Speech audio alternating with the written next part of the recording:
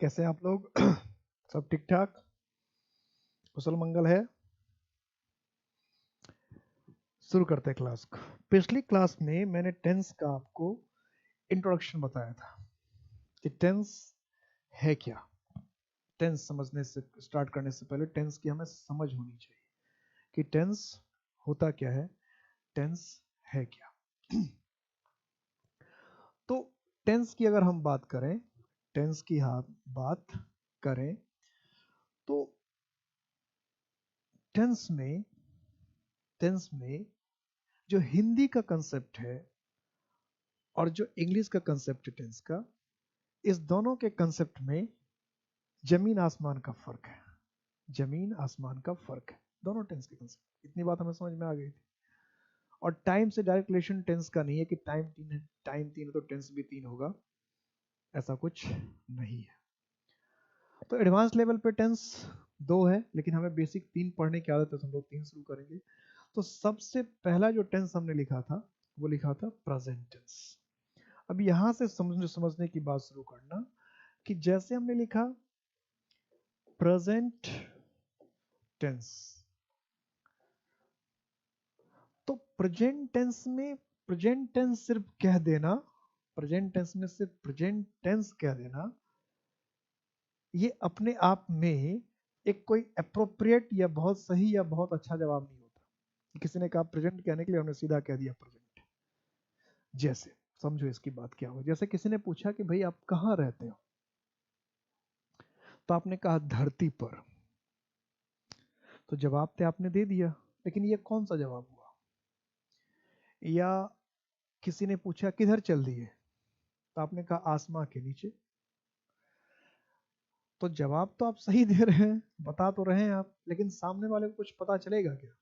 कुछ पता नहीं चलेगा। तो अगर कोई ये कहता है कि किसी ने पूछा ये कौन सा टेंस है और आपने जवाब दे दिया प्रेजेंट टेंस, तो ये कोई जवाब देकर भी जवाब नहीं देना है, क्योंकि प्रेजेंट टेंस अपने आप में कुछ भी नहीं है। क्योंकि प्रेजेंट टेंस का तो सिर्फ इतना मतलब है, प्रेजेंट टेंस का मतलब इतना है कि actions work related to present, कि वर्तमान समय से अगर कोई काम संबंधित है तो वो प्रेजेंट, वर्तमान समय से अगर कुछ संबंधित है, कुछ रिलेटेड है तो प्रेजेंट टेंस है। इतनी ही बात होती है और यही कहानी होती है कि अगर वर्तमान से कोई चीज रिलेटेड है, प्रेजेंट से कोई चीज रिलेटेड है तो वो प्रेजेंट टेंस है। सिंपल सी बात समझनी कि प्रेजेंट से अगर कुछ रिलेटेड है तो वो प्रेजेंट टेंस है, प्रेजेंट से रिलेटेड है तो प्रेजेंट टेंस है। इतनी बात को आपको समझनी है, ये बात आपको समझने की कोशिश करनी है कि प्रेजेंट से रिलेटेड है तो प्रेजेंट टेंस है। क्लियर? प्रेजेंट से रिलेटेड है तो प्रेजेंट टेंस है। तो प्रेजेंट से रिलेटेड तो कई बातें हैं, जैसे मैं खाता हूँ ये भी प्रेजेंट से रिलेटेड है, मैंने खा लिया है मेरा पेट भरा हुआ है ये भी प्रेजेंट से रिलेटेड है, लेकिन इसमें काम हो गया, मैं खा रहा हूँ ये भी प्रेजेंट से रिलेटेड है, लेकिन इसमें काम चल ही रहा है। तो प्रेजेंट से रिलेटेड कई चीजें होती है, इसलिए प्रेजेंट टेंस को भी क्या होता है कि डिवाइड करना पड़ता है। तो जब प्रेजेंट टेंस को हम डिवाइड करते हैं तो हमारे पास कई पार्ट बनते हैं, प्रेजेंट इंडेफिनिट, क्योंकि प्रेजेंट से रिलेटेड कई एक्शंस हो सकते हैं। तो प्रेजेंट इंडेफिनिट कहते हैं या फिर प्रेजेंट सिंपल कहते हैं, दोनों में से कुछ भी कह दिया। या फिर हम कहते हैं प्रेजेंट कॉन्टिन्यूअस, या इसी का दूसरा नाम है प्रेजेंट इम्परफेक्ट, प्रेजेंट इम्परफेक्ट और प्रेजेंट इम्परफेक्ट और present progressive, present progressive, present progressive. तो तीन नाम हो गए एक ही टेंस के, present continuous, present imperfect, present progressive. एक टेंस का नाम हुआ प्रेजेंट इंडेफिनिट या प्रेजेंट सिंपल। नेक्स्ट आपने सुना होगा तीसरा प्रेजेंट परफेक्ट। तो प्रेजेंट इंडेफिनिट को हमने चार अलग अलग पार्ट में बांटा, और वो क्या क्या निकला, क्या क्या बना। एक हुआ प्रेजेंट इंडेफिनिट या प्रेजेंट सिंपल या सिंपल प्रेजेंट। दूसरा हुआ प्रेजेंट कॉन्टिन्यूअस, प्रेजेंट इम्परफेक्ट या प्रेजेंट प्रोग्रेसिव। और तीसरा हुआ प्रेजेंट परफेक्ट। और फोर्थ वन, चौथा मैं यही लिख देता हूँ, नहीं तो अगले पेज पे जाना पड़ेगा, इसलिए यहीं पे लिख देता हूँ 1 2 3। और फोर्थ हुआ प्रेजेंट परफेक्ट कॉन्टिन्यूअस।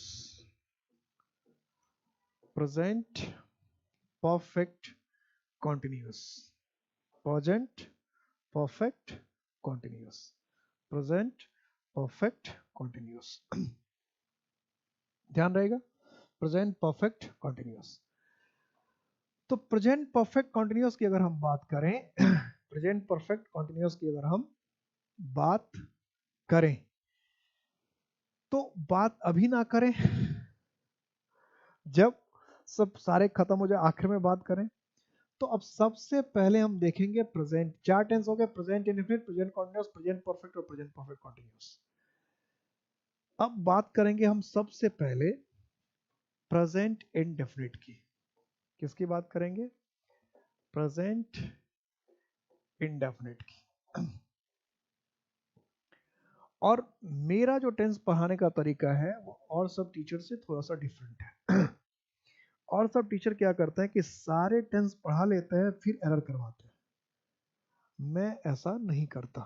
मैं जो रूल पढ़ाऊंगा उस रूल से जितने क्वेश्चंस आए हैं उसके कुछ एग्जाम्पल यही करवाएंगे और कुछ रूल बाद में, जो रूल पढ़े रूल के साथ, ताकि आप देखें कि ये रूल है, अच्छा इस रूल से क्वेश्चन ऐसे पूछता है, ये पता होना चाहिए। इसलिए मैंने कल ही आपको कहा था कि पहले हमें यूसेज देखना है, फिर स्ट्रक्चर देखना है। और एरर दोनों से आता है, यूसेज से भी आता है, स्ट्रक्चर से भी आता है। यही दो काम करना होता है कि हमें क्या कहने के लिए कौन सा टेंस चाहिए, हमें कौन सी बात करनी है, जो बात करनी है उसके लिए टेंस एप्रोप्रिएट कौन सा ये पता होना चाहिए, फिर उस टेंस का स्ट्रक्चर क्या होना चाहिए। और प्रैक्टिस के लिए हर चीज से, चाहे वो स्ट्रक्चर हो, चाहे वो, जब स्ट्रक्चर पढ़ते तो स्ट्रक्चर का एरर हमें पता होना चाहिए, और जब रूल पढ़ते तो रूल का हमें एरर पता होना चाहिए। ठीक है, तो अभी हम सिर्फ ये पढ़ने जा रहे हैं कि प्रेजेंट इंडेफिनिट का किस किस कंडीशन में यूज करते हैं, यानी हमारे दिमाग में क्या ख्याल हो, किस तरह का ख्याल हो कि हम प्रेजेंट इंडेफिनिट का इस्तेमाल करें। हमारे दिमाग में किस तरह का ख्याल हो, किस तरह की बात आए कि हम प्रेजेंट इंडेफिनिट का इस्तेमाल करें। ठीक है, किस किस तरह के भाव को हम, यानी हिंदी के किस किस सेंटेंस को प्रेजेंट इंडेफिनिट मिलाते हैं। वो जो बचपन में आपने पढ़ा ता है, ती है, ये बात नहीं होती है, इससे पता नहीं चलता, इससे प्रेजेंट इंडेफिनिट पता। क्या अंग्रेज पहले ता है ती है सीखेगा फिर इंग्लिश बोलना सीखेगा क्या? तो ये तो कोई नियम ही नहीं कि ता है ती है तो प्रेजेंट इंडेफिनिट है, इससे तो बात बनेगी। तो सबसे पहला यूज, सबसे पहला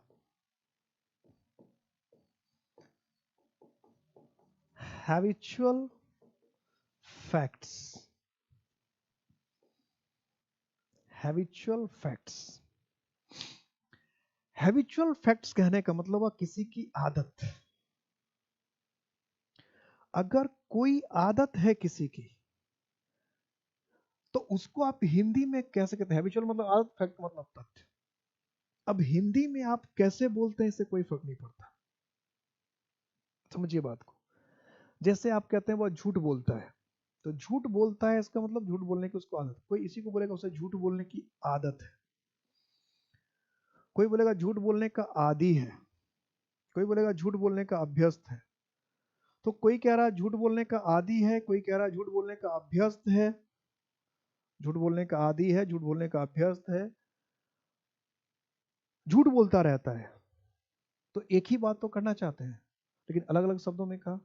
इससे पहले आप क्या करते थे कि झूठ बोलने का आदी है तो आप आदि का इंग्लिश ढूंढते हैं, झूठ बोलने का अभ्यस्त है तो आप अभ्यस्त का इंग्लिश ढूंढने लगते हैं, झूठ बोलता रहता है तो ता रहता का इंग्लिश ढूंढते रहते हैं, और झूठ बोलता है तो बना देते। तो ऐसे इंग्लिश नहीं बनती है, चाहे आप झूठ बोलता है, चाहे झूठ बोलता रहता है, चाहे झूठ बोलने की आदत है, चाहे झूठ बोलने का अभ्यस्त है। आप बात करना चाह रहे हैं किसी के आदत की, तो अगर हम किसी के भी आदत की बात करना चाहते हैं तो उसको आराम से प्रेजेंट इंडेफिनिट में लिखते हैं। किसी की जो आदत है वो प्रेजेंट इंडेफिनिट में लिखी जाएगी। जैसे हमने लिखा कि सूरज जो है वो रोशनी देता है, तो उसकी आदत है रोशनी देना, उसका काम है। तो हमने लिखा द सन गिव्स लाइट। या हम कहते हैं रवि, रवि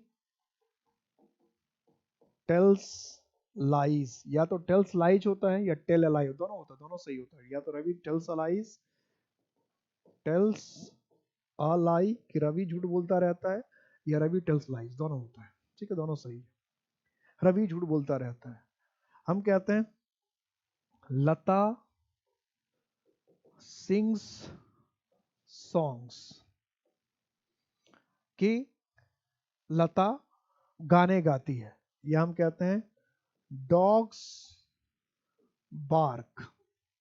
अब देखो पिछली क्लास में बताया था कि वर्ब का फर्स्ट फॉर्म और वर्ब का फिफ्थ फॉर्म प्रेजेंट इंडेफिनिट में होता है। तो देखो बार्क, इसमें एस और एस नहीं लगा, बार्क का मतलब भूखना, तो V1 वर्ब का फर्स्ट फॉर्म हुआ, इसका मतलब ये भी प्रेजेंट इंडेफिनिट में है। इसमें सिंग्स लगा यानी वर्ब में एस लगा, इसका मतलब ये भी प्रेजेंट इंडेफिनिट में है। यहाँ टेल्स वर्ब में एस लगा यानी V5 ये प्रेजेंट इंडेफिनिट में हो गया। और द सन गिव्स वर्ब में एस और एस लगा है, इसका मतलब प्रेजेंट इंडेफिनिट में है। अब आप हिंदी ये बनाए कि सूरज का तो काम है रोशनी देना, सूरज तो रोशनी देता ही, या सूरज प्रकाश देता ही है। हिंदी में सूरज, कोई ऐसे बोले सूरज तो प्रकाश ही देगा, तो इससे कोई फर्क नहीं पड़ता है कि आपने कहा कि सूरज तो प्रकाश ही देगा, तो आप फ्यूचर में जाके बनाए सूरज तो प्रकाश देगा ही, कोई का सूरज तो प्रकाश देता ही है, कुछ भी बनाए। कोई भी अगर हैबिचुअल फैक्ट है, किसी की आदत है, कोई लता तो गाना ही गाएगी, लता तो गाना ही गाती है, सचिन तो क्रिकेट ही खेलता है, सचिन तो क्रिकेट ही खेलेगा। तो जो किसी का हैबिचुअल फैक्ट है, आदत है, वो तो झूठ ही बोलेगा, वो तो झूठ ही बोलता रहता है। झूठ बोलना तो उसका काम है, झूठ बोलना तो उसकी आदत है। तो किसी की आदत है तो प्रेजेंट इंडेफिनिट बोलना। इसका मतलब मैं ये कहना चाह रहा हूँ, समझने की बात ये है कि अगर आप इंग्लिश लिखना चाहते हैं, इंग्लिश बोलना चाहते हैं, तो ये आप समझ लीजिए कि अगर किसी की आदत की बात करनी है तो आप सिर्फ वर्ब का फर्स्ट फॉर्म यूज कर दीजिए या फिफ्थ फॉर्म यूज कर दिए सब्जेक्ट के हिसाब से, आपकी इंग्लिश परफेक्टली सही है, कभी गलत नहीं होगा। बस ध्यान ये रखना है कि अच्छा मुझे आदत की बात करनी है ना, तो मैं वर्ब का फर्स्ट फॉर्म या वर्ब का फिफ्थ फॉर्म लूंगा, और ये कोई मुश्किल काम नहीं है। प्लूरल सब्जेक्ट के साथ वर्ब का फर्स्ट फॉर्म और सिंगुलर सब्जेक्ट के साथ वर्ब का फिफ्थ फॉर्म, कोई मुश्किल काम ही नहीं है।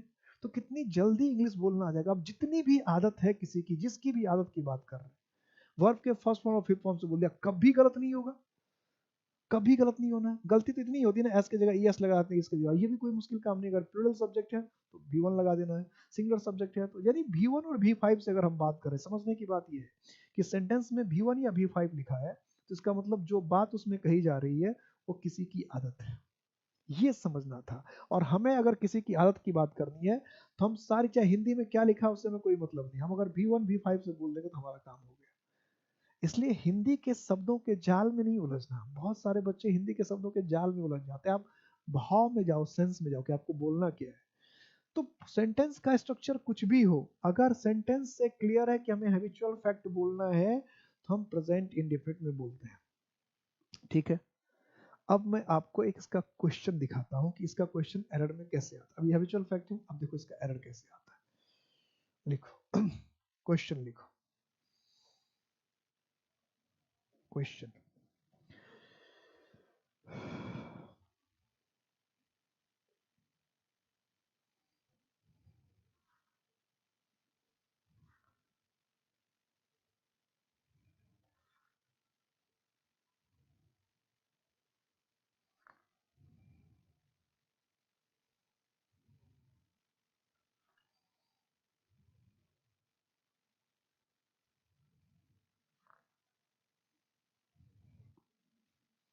देखो, जैसे इस बुक में 10 से 500 क्वेश्चन है, उसमें से ये थर्ड 100 क्वेश्चन पे ये था, इसको थोड़ा टाइम लगे। देखो क्वेश्चन, क्वेश्चन है प्रीवियस ईयर का आया हुआ क्वेश्चन है। देखो इसी रूल से कैसे आता है, घबराना नहीं, क्वेश्चन के थोड़ा लेंथ देके घबराना नहीं। Mohini washes all her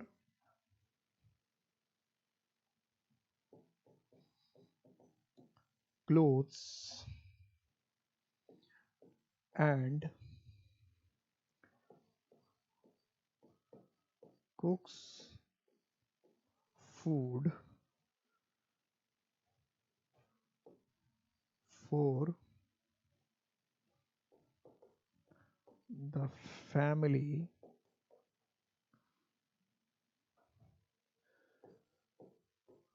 before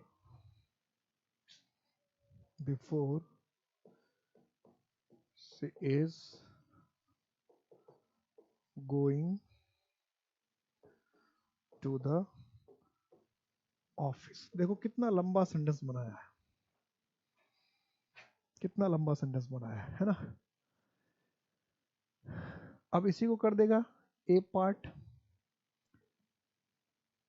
इसको कर दिया बी पार्ट, इसे कर दिया सी पार्ट और लगा दिया नेक्स्ट कर दिया नोयर। तो Mohini washes all her clothes, की मोहिनी अपने सारे कपड़े को धोती है, and cooks food for the family, अपने फैमिली के लिए खाना बनाती है, before she is going to the office, अपने ऑफिस जाने से पहले भी, अपने ऑफिस जाने से पहले, जब जो ऑफिस जाती है उसके पहले ऐसा काम करती है। तब इस सेंटेंस में हम एरर की बात करें तो एरर कहाँ है, क्या है एरर, क्या हो सकता है एरर। तो अभी हमने पढ़ा कि जो हैबिचुअल फैक्ट है तो वो तो सारे काम, ये डेली का काम, उसका आदत है उसका कि वॉशेस और क्लॉथ, कपड़े धोती है, ठीक है, प्रेजेंट इनफिनिट, सब्जेक्ट सिंगुलर है इसलिए वर्ब में क्या लगा एस और एस, सिंगुलर सब्जेक्ट में वर्ब में एस और एस लगने से वर्ब सिंगुलर होता है, तो सब्जेक्ट मोहिनी सिंगुलर है इसलिए वर्ब में एस लगा, ठीक है, अच्छी बात है। और V5 है, इसका मतलब ये डेली काम होता है उसका, उसकी आदत है, ठीक है। एंड कुक्स, देखो इसको भी खाना बनाती है, ये भी काम डेली करती है, उसकी आदत है, ये डेली का काम ये है, ये तो ये भी कुक्स, ये भी V5 में लिखा, ये भी ठीक है। बिफोर द फैमिली खाना काम, और ऑफिस भी तो डेली जाती है, तो ये तीनों काम जो है उसका डेली का है, उसकी एक आदत हो गई है, तो तीनों प्रेजेंट इंडेफिनिट में होना चाहिए ना। जब ये प्रेजेंट इंडेफिनिट में है, ये प्रेजेंट इंडेफिनिट, तो इसमें टेंस बदलने की क्या जरूरत है। तो इसमें भी क्या होता है, before she goes to the office, तीनों में एक ही टेंस होना चाहिए। ये नहीं कि टेंस मैचिंग है, इसमें ये दोनों टेंस है इसलिए इसमें भी ये नियम नहीं है।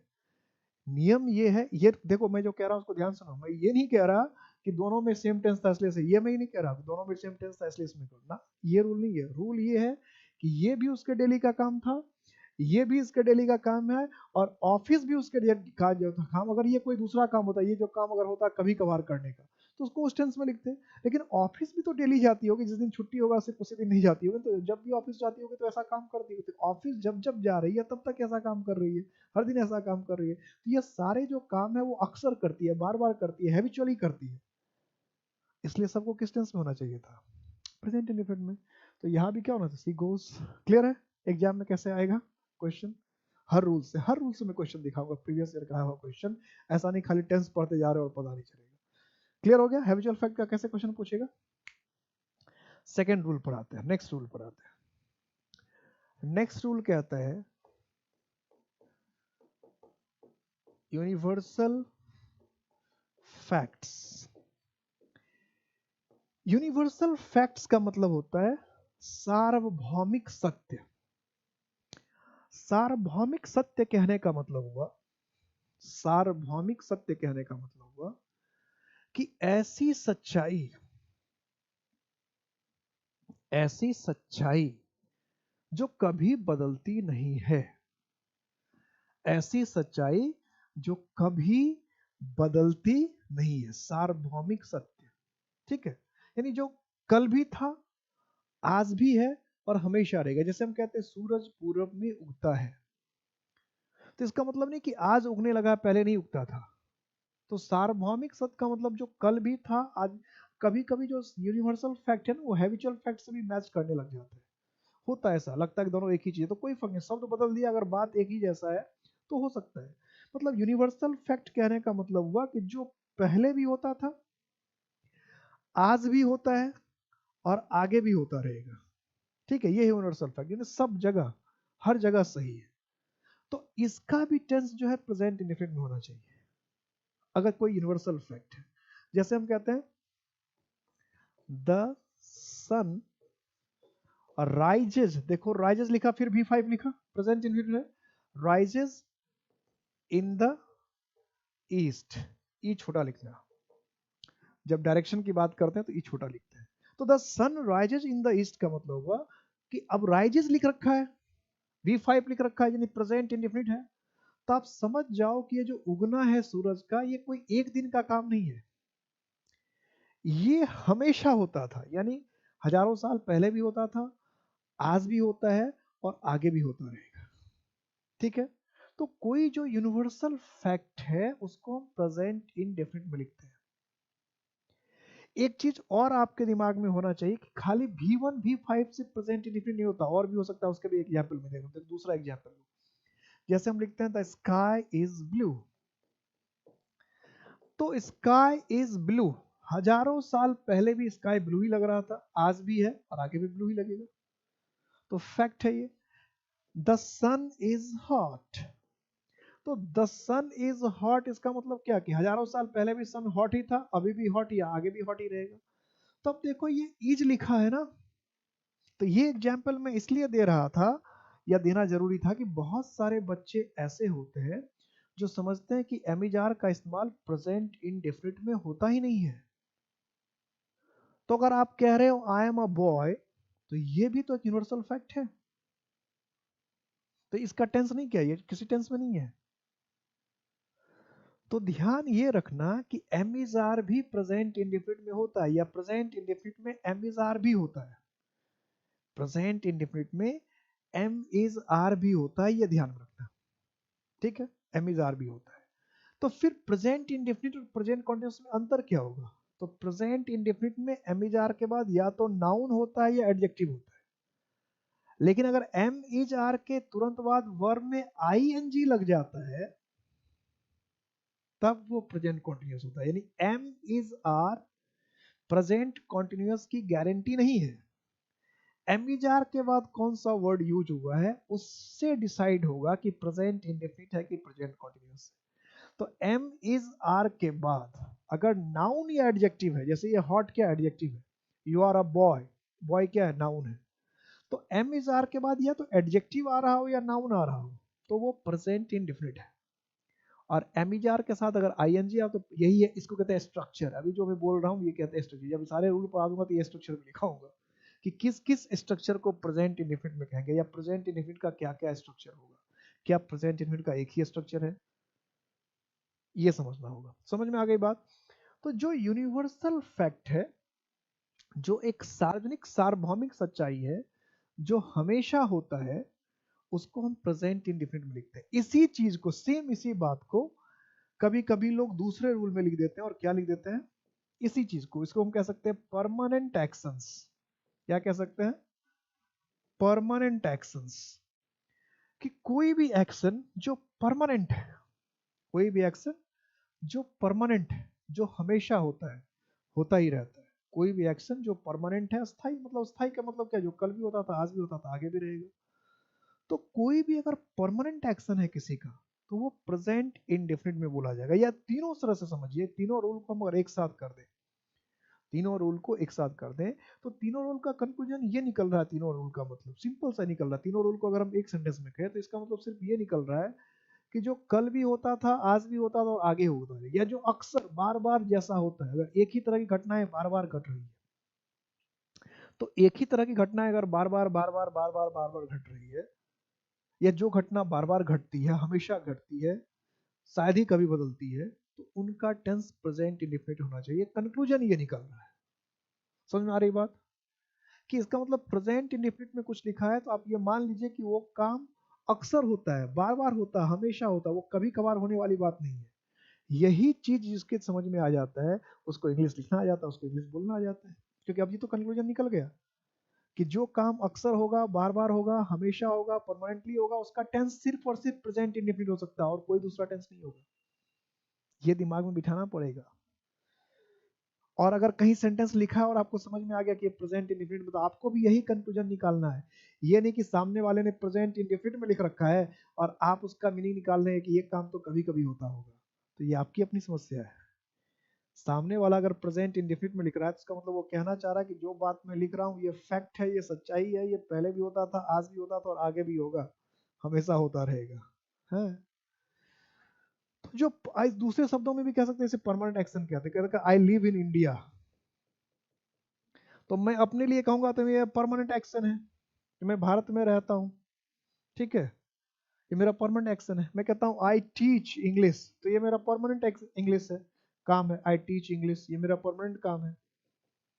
आई टीच इंग्लिश, मैं इंग्लिश पढ़ाता हूँ, पिछले 20-21 साल से पढ़ा रहा हूँ, तो मेरा परमानेंट काम है। 20 साल से जो काम करो परमानेंट ही, टेम्पोररी नहीं, 5 साल किया, 2 साल किया, फिर बदल लिया, या अगले 2 साल बदलने जा रहे हैं, लेकिन अभी तक तो क्या है, परमानेंट हुआ हमेशा। तो जो काम आप लगभग सब दिन कर रहे हैं, या हमेशा से कर रहे हैं, या हमेशा करेंगे, तो परमानेंट, या हम कहते हैं he teaches at D U, he teaches at D U, कि वह डी यू में पढ़ाता है। He teaches at D U, कि वह डी यू में पढ़ाता है। तो टीचर्स लिखा है, इसका मतलब दिल्ली यूनिवर्सिटी में वो गेस्ट टीचर नहीं है, ये समझना। कि टीचर्स लिखा है, V1 लिखा है, इसका मतलब ये है कि वो कम से कम टेम्पररी टीचर नहीं होगा, वो DU में परमानेंट टीचर होगा। ठीक है, एडहॉक पे होता है ना, कुछ लोग एडहॉक पे होते हैं या कॉन्ट्रैक्ट बेसिस पे जाते हैं। जो कॉन्ट्रैक्ट बेसिस पे जाएगा, जो एडहॉक है, जो परमानेंट नहीं है, उसमें आप ये नहीं लिख सकते हैं। टीचर्स आप लिख रहे हैं, इसका मतलब जो व्यक्ति है, वो जो टीचर्स जिसके लिए आप लिख रहे हैं, उसका दिल्ली यूनिवर्सिटी में जो काम है वो परमानेंट है, परमानेंट। समझ में आ रही बात, क्लियर है? तो इस तीनों रूल का कंक्लूजन ये हुआ कि कोई भी काम अगर पहले भी होता था, आज भी हो रहा है और आगे भी होगा, यानी कोई काम अक्सर होता है, बार बार होता है, होता ही रहता है, तो आप दिमाग में सेट कर लें कि उसका टेंस प्रेजेंट इंडेफिनिट होगा। कौन सा टेंस होगा? प्रेजेंट इंडेफिनिट होगा। अब इसका एग्जाम्पल मैं दिखाता हूँ, जो एरर आता है, दोनों एक ही जैसी बात है। अब इसका एरर देखो, चलो एरर पे आता है कि एरर इस दोनों रूल को मिलाकर, या इस दोनों से रूल से रिलेटेड एरर कैसे आएगा। आ जाओ भाई, एरर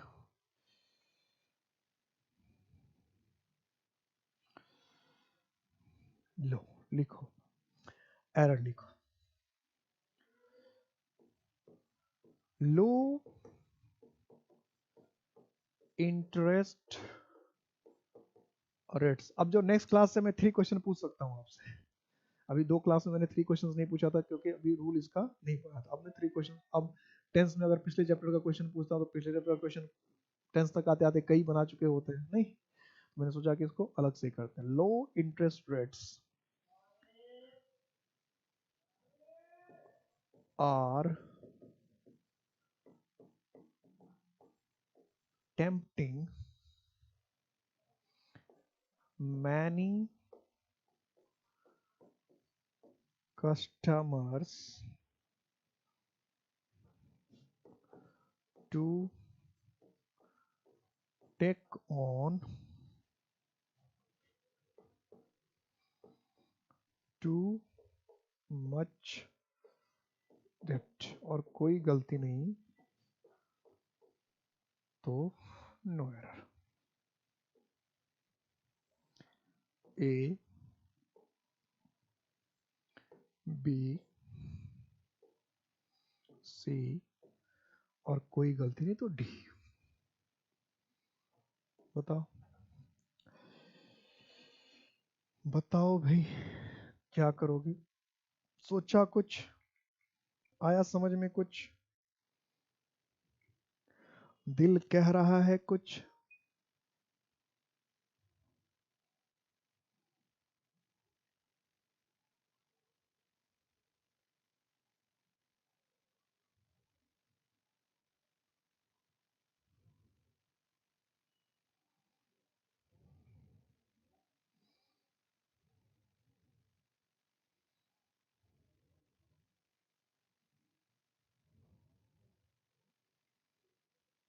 क्या मिला कुछ?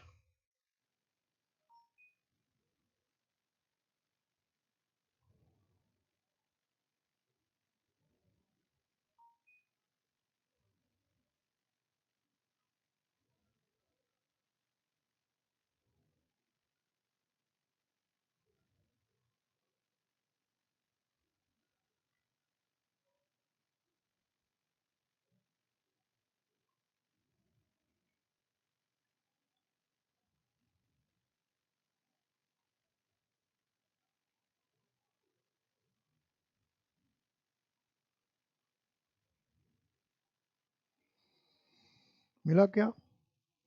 मिला? कुछ समझ में आया? देखो, थोड़ा टेक्निकल क्वेश्चन था, थोड़ी सी गहराई में जाके पूछा था, लेकिन रूल यही है, यूनिवर्सल और परमानेंट। यूनिवर्सल कह लो या परमानेंट कह लो, इसी रूल से error है। कैसे? इस तरह क्वेश्चन बनाने की आदत नहीं थी आप लोग को। देखो, एक बात मैं बहुत इंपॉर्टेंट बता रहा हूँ। हमें क्या लगता था इससे पहले कि एमिजार प्लस आई एन जी तो ठीक ही तो होगा, क्योंकि बचपन से पढ़ रखा है कि एमिजार plus I N G continuous है तो ठीक ही होगा। यही दिमाग में have has plus V three है तो ठीक ही होगा, वी टू है तो ठीक ही है, was were plus I N G है तो ठीक ही है, हैड प्लस वी थ्री है तो ठीक है। अब यही चीज आपको डाउट करना पड़ेगा, तब टेंस का एरर समझ में आएगा। क्योंकि टेंस का जो असल एरर होता है वो क्या होता है कि जिस सेंटेंस में प्रेजेंट इंडेफिनिट होना चाहिए वहां प्रेजेंट कॉन्टिन्यूस का इस्तेमाल कर देता है ना। जहां प्रेजेंट इंडेफिनिट का इस्तेमाल होना चाहिए वहां प्रेजेंट कॉन्टिन्यूस का इस्तेमाल कर देता है। जहां प्रेजेंट कॉन्टिन्यूस का इस्तेमाल होना चाहिए वहां प्रेजेंट इंडेफिनिट का इस्तेमाल कर देता है। ये एरर होता है। तो अगर दिमाग में हम ये सोचकर बैठे हैं कि एमिजार प्लस आई एन जी तो इसको तो छेड़ना नहीं होगा, ये तो ठीक ही होगा, तो टेंस की गलती फिर कभी नहीं ढूंढ पाइएगा। तो टेंस की गलती ढूंढने के लिए अब से ये अवेयर हो गया कि आप चेक कीजिए कि अच्छा ये प्रेजेंट कॉन्टिन्यूस लिखा है तो सेंटेंस को प्रेजेंट कॉन्टिन्यूस की ही जरूरत है, किसी और टेंस की जरूरत है, ये देखना पड़ेगा। अब जैसे इसने प्रेजेंट कॉन्टिन्यूस लिखा आर टेम्पटिंग, तो कह रहा है कि low interest rates are tempting many customers, कि जो नया रेट है, कम ब्याज की दर है, ये कई कस्टमर्स को लुभा रहा है टू टेक ऑन, लेने के लिए, टू मच डेप्ट, ज्यादा कर्ज लेने के लिए। तो कम इंटरेस्ट रेट बहुत सारे कस्टमर्स को लुभा रहा है ज्यादा कर्ज लेने के लिए। तो ये एक ऐसी घटना है जो शताब्दियों से हो रहा है, हर वक्त होता है। जब भी इंटरेस्ट रेट कम होगा तो लोग ज्यादा से ज्यादा कर्ज लेंगे, और इंटरेस्ट रेट जब हाई होता है, इकोनॉमिक्स का ये बेसिक फिलॉसफी है, डे टू डे लाइफ का एक बेसिक फिलॉसफी है, समाज का ये परमानेंट एक्शन है कि जब भी इंटरेस्ट रेट कम होगा तो लोग मैक्सिमम कर्ज लेंगे, अधिक से अधिक कर्ज लेंगे, और इंटरेस्ट रेट हाई होगा तो क्या करेगा, लोग कम से कम, इस पर पूरी देश की इकोनॉमी चलती है। आप जो बैंक रेट देखते हैं कि कम होता है या ज्यादा होता है, क्यों होता है? अगर सरकार को आपसे पैसा चाहिए, सरकार को अगर आपसे पैसा चाहिए, सरकार को अगर पैसे की जरूरत है, तो तुरंत बैंक का इंटरेस्ट रेट बढ़ा देता है। क्योंकि जैसे बैंक का इंटरेस्ट रेट अगर 10 के बजाय 15% देने लगेगा, तो आप फटाफट बैंक में जमा करेंगे, फिक्स डिपॉजिट करेंगे, फलान करेंगे, सरकार पैसा ले लिया आपको और अपना यूज कर लेगा। और सरकार को अगर आपके पैसे नहीं चाहिए, सरकार को अगर आपके पैसे नहीं चाहिए, तो सरकार इंटरेस्ट रेट घटा देगा। ठीक है, इंटरेस्ट रेट कर देगा 5%, जा तेरा पैसा नहीं चाहिए, रख अपना पैसा अपने पास। तो सरकार को उसको पता है कि इंटरेस्ट रेट अगर हम कम कर देंगे तो लोग बहुत कम संख्या में पैसा जमा करें। और आजकल होता है, आजकल लोग बैंक में ज्यादा पैसा जमा करना पसंद नहीं करते क्योंकि इंटरेस्ट रेट कम है। आज बैंक का इंटरेस्ट रेट ज्यादा हो जाए, 12% 15% हो जाए, सारे काम छोड़कर लोग क्या करेंगे, बैंक में पैसा जमा करना शुरू करेंगे। यार अगर 15% इंटरेस्ट रेट हो जाएगा, 2 से 3 साल में डबल हो जाएगा। समझ रहे हैं कि अगर 15% रेट हो जाए या 12% भी हो जाए तो 3 से 4 साल में आते आते डबल हो जाएगा। तो सब लगाएगा अपना पैसा में, सरकार को ज्यादा देना पड़ेगा, अब सरकार 3 साल में कहाँ से डबल करेगी? तो ये भी देखना पड़ेगा सरकार को। तो ये जो काम है कि जब लो इंटरेस्ट रेट होता है तो लोग ज्यादा कर्ज लेते हैं, एक यूनिवर्सल फैक्ट है, एक परमानेंट एक्शन है। ऐसा नहीं कि इंटरेस्ट रेट कम हो जाएगा और लोग लोन लेंगे ही नहीं या लोग कर्ज नहीं लेंगे, ऐसा नहीं हो सकता। तो ये एक फैक्ट है, एक यूनिवर्सल फैक्ट है, कि परमानेंट एक्शन है जो हमेशा होता है, रेगुलर होता है, बार बार होता है। इकोनॉमिक्स का फैक्ट है, ये समाज का एक फैक्ट है, बिजनेस का एक फैक्ट है। तो इसलिए इसका टेंस होना चाहिए तो प्रेजेंट इंडिफिनिट। तो ये क्या करते हैं, इसको हम लोग ए में गलती करते हैं। कहाँ गलती करते हैं? ए में। और आर टेम्पटिंग की जगह पे क्या होता है? टेम्प्ट। टेम्प्ट क्यों होता है? क्योंकि यहाँ रेट्स है। रेट्स क्या हो गया? Plural subject. रेट्स, तो प्लूरल सब्जेक्ट को क्या चाहिए? Plural verb. और वर्ब प्लूरल कब होता है? जब वर्ब में एस और एस नहीं लगता। ये नहीं कि इसमें रेट्स में एस लगा तो टेम्प्ट्स में भी एस लगा दो, ऐसा नहीं। कि ना रेट्स नाउन था तो नाउन में एस लगने से नाउन प्लूरल हुआ, लेकिन अगर वर्ब में एस लग जाएगा तो वर्ब सिंगुलर हो जाएगा, और प्लूरल नाउन को फिर सिंगुलर वर्ब नहीं चाहिए, इसलिए टेम्प्ट। देखा कैसे प्यार से क्वेश्चन पूछता है। तो ये 3 रूल देख लिया, इसके क्वेश्चन देख लिए। हर रूल का मैं क्वेश्चन दिखाऊंगा, जो भी रूल आज जिससे भी क्वेश्चन बनता है सबके मैं क्वेश्चन दिखाऊंगा। नेक्स्ट रूल पे आते हैं। नेक्स्ट रूल है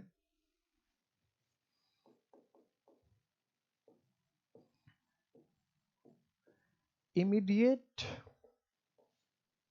फ्यूचर,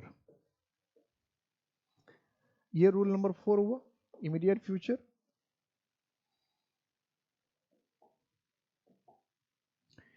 इमीडिएट फ्यूचर का मतलब हुआ जो अभी हुआ नहीं है, जो अभी हुआ नहीं लेकिन कभी भी हो सकता है, जो अभी हुआ नहीं है लेकिन कभी भी हो सकता है, उसको हम कहते हैं इमीडिएट फ्यूचर।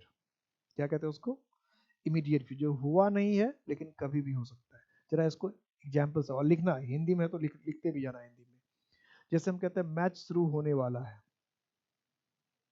या मैच शुरू हो, लिखते जाना है फटाफट, हिंदी में लिखते जाना। मैच शुरू होने वाला है, मैच शुरू होने को है, मैच शुरू होने को है, मैच शुरू होने वाला है, मैच शुरू होने को है, मैच शुरू होने के कगार पे है, मैच शुरू होने के कगार पे है। कोई कहता समझो मैच शुरू हो ही गया, समझो मैच शुरू हो ही गया। कोई कहेगा मैच अब शुरू हुआ कि तब, मैच अब शुरू हुआ कि तब, मैच अब शुरू हुआ कि तब। तो कितने तरीके हो गए? मैच शुरू होने के कगार पर है, मैच शुरू हो ही गया, समझो मैच शुरू हो गया, मैच अब शुरू हुआ तब, होने को है, होने ही वाला है, थोड़ी देर में मैच शुरू हो जाएगा। लेकिन बोल तो रहे हैं हिंदी में कई तरीके से, लेकिन सबका मतलब तो एक ही है कि मैच अभी शुरू नहीं हुआ, थोड़ी देर में शुरू होगा। मैच अभी शुरू नहीं हुआ, थोड़ी देर में शुरू होगा। तो इस चीज को भी इंग्लिश में हम प्रेजेंट इंडेफिनिट में ही बोलते हैं। और कैसे बोलते हैं? The match is to start. इसको हम इंग्लिश में 4 तरीके से बोलते हैं, और ये भी प्रेजेंट इंडेफिनिट हुआ। इज है, इसके बाद 2 + B1 है, तो प्रेजेंट इंडेफिनिट है। इसको हम और भी तरीके से बोलते हैं, सेम सेंटेंस को हम लोग ऐसे भी बोलते हैं, the match is about to start। ये भी होता है, या इसी को हम ऐसे भी लिखते हैं, the match is just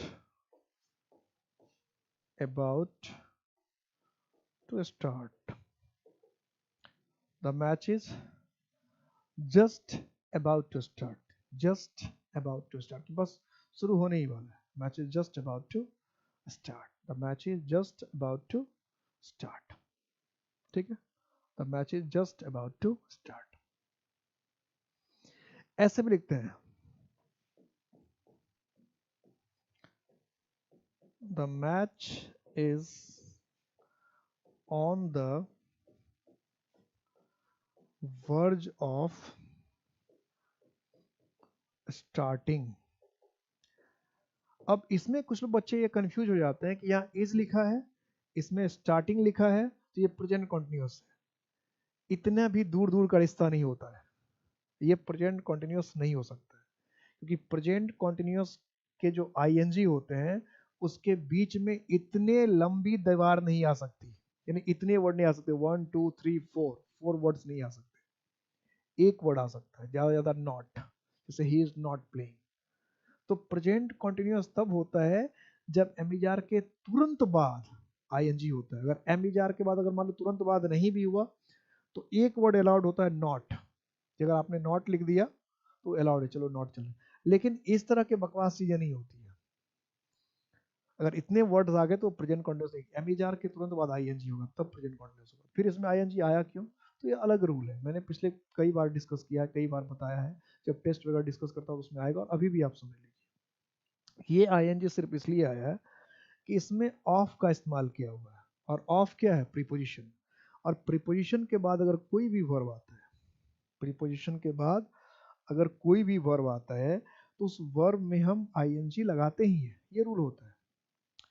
preposition के बाद अगर कोई भी वर्ब आता है तो उसमें हम आईएनजी लगाते ही हैं, ये रूल है, बेसिक रूल है। तो इसका मतलब ये हुआ कि ये प्रीपोजिशन की वजह से इसमें आईएनजी लगाया, प्रीपोजिशन की वजह से इसमें आईएनजी लगाया। तो बेसिकली बात क्या हुई कि जो काम अभी हुआ नहीं है, जो काम अभी हुआ नहीं है होने वाला है, अभी हुआ नहीं है होने वाला है। तो कोई भी काम अगर हुआ नहीं है होने वाला है, आप उसको हिंदी में कैसे बोल रहे हैं उससे कोई फर्क नहीं पड़ता। अगर आप उसको इंग्लिश में बोलना चाहते हैं तो आप एमिजार के साथ 2+भी1 का इस्तेमाल कर लें। जो काम अभी हुआ नहीं है होने वाला है, तो एमिजार +2+भी1 का इस्तेमाल कर रहे हैं। अगर इस स्ट्रक्चर पे गौर कीजिए, मैं स्ट्रक्चर की बात कर रहा हूँ और टेंस के साथ साथ कि एमिजार +2+भी1 अगर आप लगा देंगे, यानी प्रेजेंट इंडेफिनिट को थोड़ा सा स्ट्रक्चर चेंज कर देंगे। प्रेजेंट इंडेफिनिट में इसका मतलब कई स्ट्रक्चर हुआ, भी1 भी5 हुआ, एमिजार भी हुआ, एमिजार के साथ नाउन भी हुआ, ये सब मैं लिखवाऊंगा अभी 1-2 क्लास के बाद। तो अगर कोई काम हुआ नहीं है बस होने वाला है, या पहले से आपने सोच रखा है प्लान एक्शन, इसको कई जगह पे प्लान एक्शन भी लिखा रहता है कि आपने अगर प्लान करके रखा है, प्लान एक्शन है और वो एक्शन होने वाला है, जिस एक्शन को आपने प्लान कर रखा और वो प्लान एक्शन होने ही वाला है, अब जस्ट होने वाला है, तब प्लान एक्शन होने वाला, वो होने की शुरुआत होने के कगार पे आ गया तब, ठीक है, तब हम लिखते हैं एमिजार +2+भी1। ठीक है, प्लान एक्शन है, बस होने ही वाला है, स्टार्ट होने, पहला प्लान आपने बहुत पहले किया होगा, लेकिन अब वो अब होने वाला, अब एकदम होने के नजदीक में आ गया, तब एमिजार +2+भी1 का इस्तेमाल किया। प्लान पहले से था लेकिन अब होने के कगार पे आ गया, तो हम क्या करते हैं, एमिजार +2+भी1। और ये 4 स्ट्रक्चर है।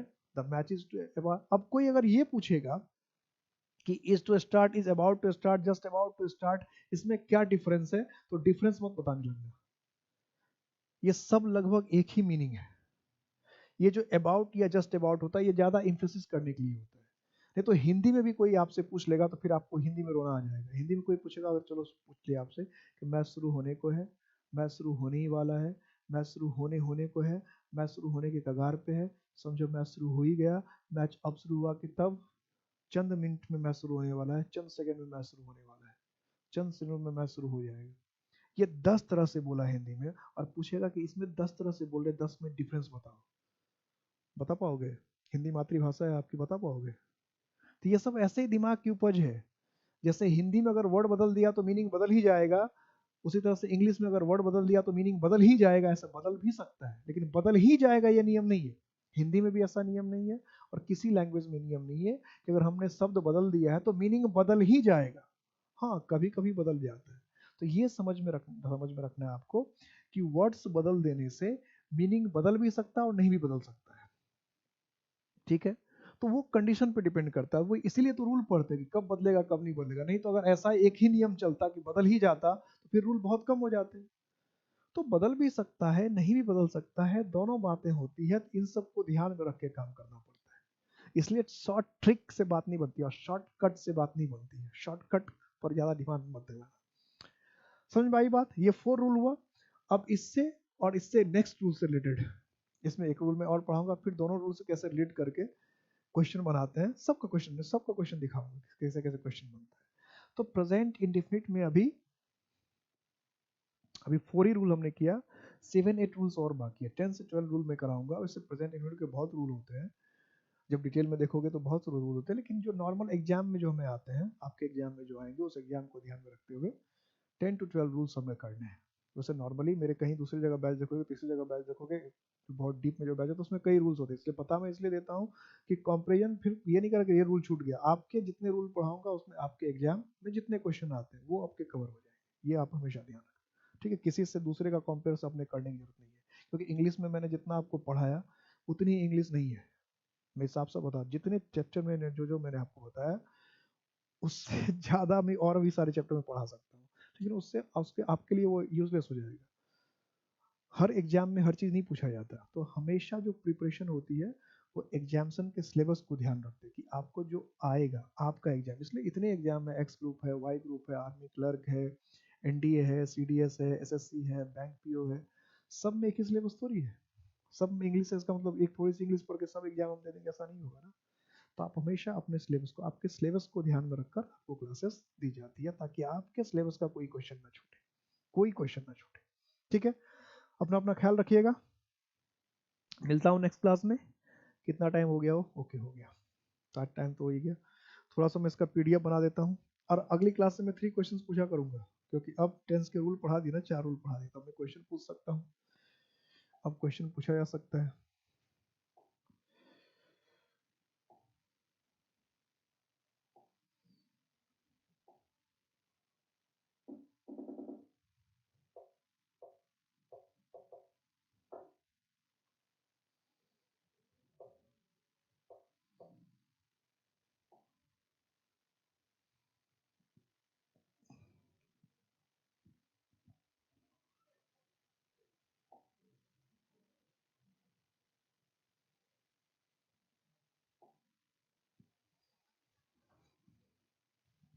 ओके, चलो